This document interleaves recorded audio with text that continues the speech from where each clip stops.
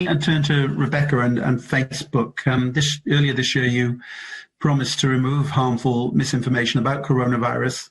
I've also looked at some of the stuff from the Centre for Countering Digital Hate, which was mentioned earlier on, and they did a study with a youth group called Restless Development that found that Facebook removed just 1 in every 10 such posts that had been reported to them by users. And these are posts that included false claims that zinc, vitamin C and vitamin D cure COVID, that viruses cannot be transmitted by air, that the only way to contract COVID is for it to be injected into one's body. So in that sense, you haven't lived up to those promises. So why should we, as a committee, trust that what you now say that you'll do on misinformation about the COVID vaccine? What's changed that would mean that we could have more trust given those facts? So I think that particular report, it was a very small sample size, and we have taken action on some of the content that report flagged up to us, but not. I understand that what happened was that there was a follow-up because it wasn't removed, and that resulted in 17% of the posts being acted on. But did you not accept that the rest of the posts deserved acting upon? Well, as I've said, our misinformation policies are based, particularly on in this particular subject area, on what the medical experts tell us and the health experts tell us is the right approach to these subjects. So it's hard to. So can I give you, just to stop you there for a moment? I'm sorry to interrupt, but just give an example though, so that the committee, have this information and it's on the record. One of the examples of the posts that you didn't remove, following news reports, was said vitamin C and D are important, and zinc. COVID doesn't survive if these are in your system. Drink hot drinks also regularly through the day.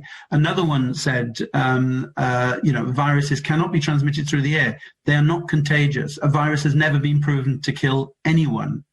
A flu is the body's immune response to flushing the toxins out, etc., etc. Viruses are good. We've been lied to about everything. Another one said COVID-19 is just a false flag to trumpet in the vaccine mandates, and so on and so on. I mean, these are ones you chose not to remove. So how do you explain that? I think it's hard for me to comment without seeing the actual pieces of content. As others have said, it's difficult to speak about these things in the abstract. Probably the answer. With all due respect, you were aware of the report. You were aware of the fact that these had been reported. You were aware of the fact that 1 in 10 had been removed. You were aware of the fact that 17% were eventually removed. You said that you knew that it was a small study. So you are completely familiar. You should be completely familiar with these postings, as the company reviewed them all when they were reported and decided not to reject them. So I don't understand how you can say it's not possible to comment.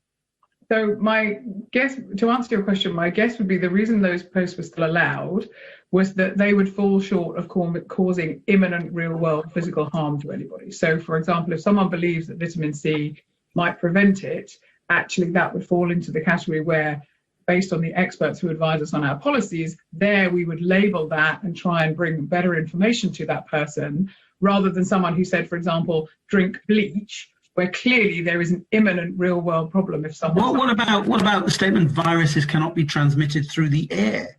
That is the exact transmission mechanism that is most likely to be the way that this particular virus is transmitted, via aerosols principally. Why wasn't that removed?